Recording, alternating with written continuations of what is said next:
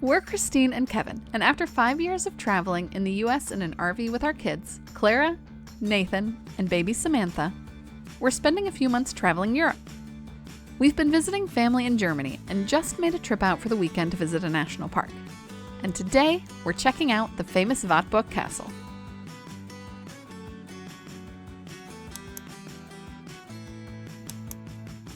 Today we're going to go to the town of Eisenach and explore a famous German castle called the Wartburg. We'll tell you all about it in a little bit, but first we are staying in the town of Treffurt, and we're staying in a cute little home, and we're going to give you a quick tour before we hit the road. Like we said, the home we're staying in is in a town called Treffurt. What's really neat about this place is we saw pictures inside of what it used to look like. So now it is renovated, it is beautiful, it is updated inside. Let's go inside. It's really nice and light and bright and airy in here. And from the front entryway, my favorite area really here is the kitchen, because all this light comes in from the garden. So we've had some of our meals here inside. They provided a baby chair down here and a baby crib upstairs. So really, really family friendly. They have a cute kitchen here with everything that we could need. I love the lighting. And this house also has some really cool amenities that actually we didn't end up needing, but washer and dryer in case, kids have accidents, kids get dirty. So we have that there if we had needed it, but we also have a dishwasher. We've cooked some of our own meals here, and we were able to put a lot in the refrigerator here, so we didn't have to eat all of our meals out, which is a really huge benefit of being in a house with all the amenities and not a hotel. Going out to the garden, we spent a lot of time out here. The kids were enamored by all the beautiful flowers, beautiful table, and there are lights that we turned on at night. So it gave it a really fun, cozy, festive atmosphere, which is what you want when you're on vacation. Back in here, into the other room downstairs is the living room. Plenty of room for all of us to sit and hang out, talk, watch a little TV, read. This nook is super cute, especially if you're here in colder temperatures, because they have this wood fireplace and that can keep the place nice and warm, give it some ambiance. So we didn't spend too much time in this room because it's obviously warmer time of year, so we didn't use that, but super cute.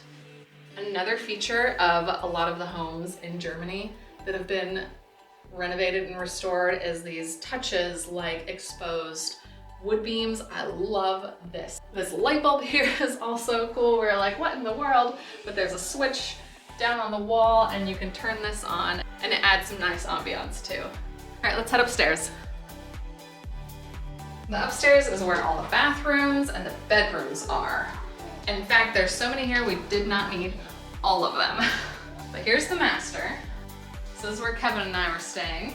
And I love the German bed style of separate comforters, and you have the pillows, and they're just so cute. And the way these windows open as well, the handles just turn and then you can open them all the way up so you have all this cool, fresh morning air coming in all the time. It's wonderful. I just have to chime in here real quick. The only weird thing about German bedding is how frequently they take two mattresses and push them together. So if you want to sleep as a couple, you might have a crack down the middle of your bed. That's pretty normal.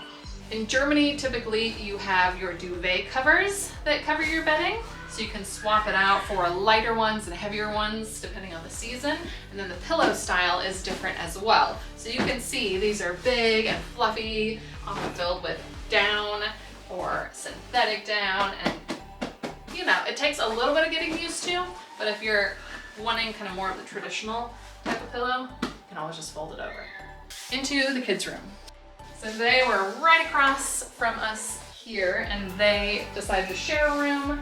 Again, similar concept, and I think maybe this room is just slightly smaller, but pretty comparable. You also have a lot of this lovely air coming in if you open the window, and the sunlight and overlooking the garden.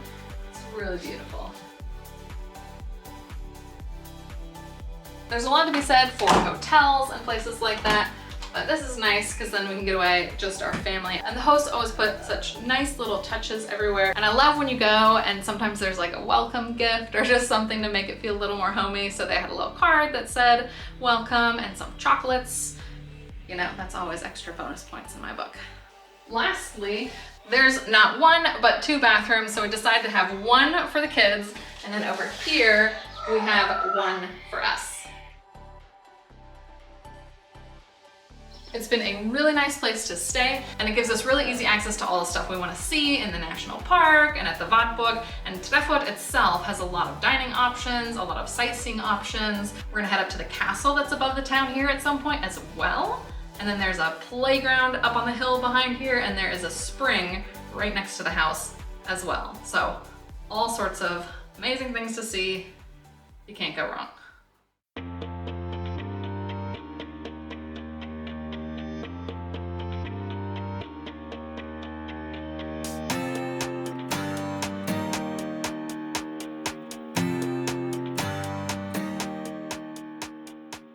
Unfortunately, our visit started off with a little bit of confusion. When we arrived, the road up to the Wartburg was closed, which left us scrambling to find parking and a bus ride to the top. And at this point, we really didn't know if we were going to make it to the tour that we had booked.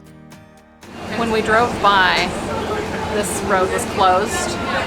And of course, now that we've parked, paid, gotten on the bus, figured all that out, it's open. And there's 100 spots up there now. I don't know, but here we go.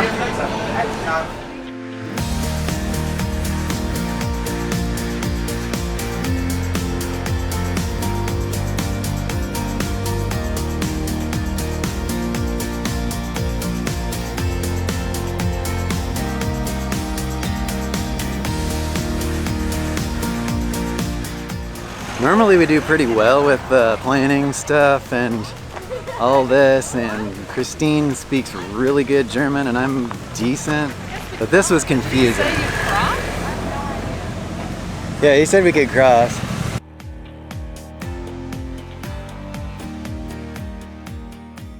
This is where the entrance was. Yeah. People are going to park down here, And and you can either go the road, which is where he was showing us, like across the road, or you can take the stairs, which is more direct but steeper. So let's just do that because we're in good shape. We can do that, and we're running out of time for our tour. Ready? Yeah. So yesterday when we came into town to go to the national park, we saw that the, what do you call that thing? The barrier, the arm was down to the road. And so we're like, all right, guess the parking lot's full. And today was the same thing. So I don't know if there's like a morning crowd and then they leave, or the tours get over in the morning and then there's more parking spaces. But it's just really weird that 100 spots were available 10 minutes after we'd parked. Maybe they don't open till a certain time, but there's so many people here now. I don't know. It would have been cheaper for us. If you can, figure out when you can come up here. It's only €5 to park your own car, but it cost us €6 to park down there for the day, plus like 8 and change to go one way on the bus, and we still have to go back. Lesson learned, I guess. I don't know. I looked everywhere to figure out what to do, but it didn't give me any more info than that. So let's go.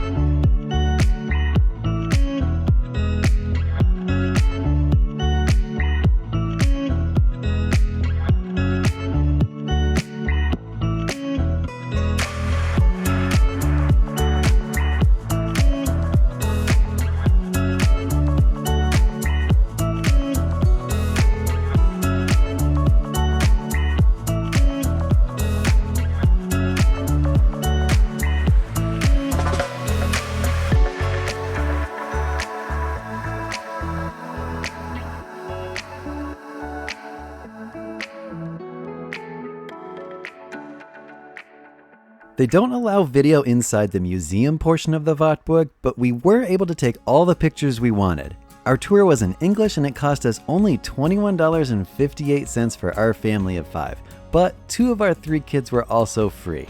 The foundation for the Wartburg castle was laid way back in 1067, and though it has been rebuilt and modified a number of times, it remained an important seat of power in the region for hundreds of years. By the early 1900s, it had become a museum, not only because of its elaborate architecture, but also for the vast collection of historical artifacts, which unfortunately were mostly looted at the end of World War II.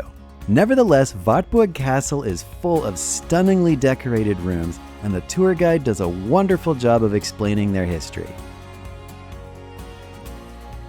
Between some of the more elaborate rooms is a chapel dedicated to St. Elizabeth, who lived at the Wartburg from 1211 to 1228. It was actually added in the 1800s, but serves as a fascinating reminder as to how far back the history of the Wartburg really goes. The last stop on the guided tour is the Great Hall. This might be the most intricate room in the whole castle and actually served as an inspiration for King Ludwig II as he was building the even more famous Neuschwanstein Castle in Bavaria. Next is a self-guided walk through displays full of medieval instruments, religious artifacts, weapons and armor, and one more staircase as you make your way toward what this castle is best known for. No, it's not the donkey driver's chamber, but just past that is Martin Luther's chamber, where he lived for about 10 months from 1521 to 1522. It's a surprisingly plain room, but it makes sense when you consider that he was hiding out here after being branded a heretic by the Pope for starting the Protestant Reformation. It was in this room that he translated the Bible into German so anyone could read it, furthering his cause.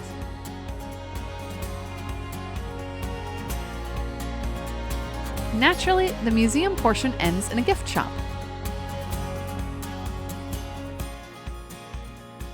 The tour was super cool. It was admittedly a little bit difficult to herd little kids through. There was a lot of reading and probably wasn't quite as interesting for them as it was for us. It was absolutely fascinating to see so much history in such a neat place.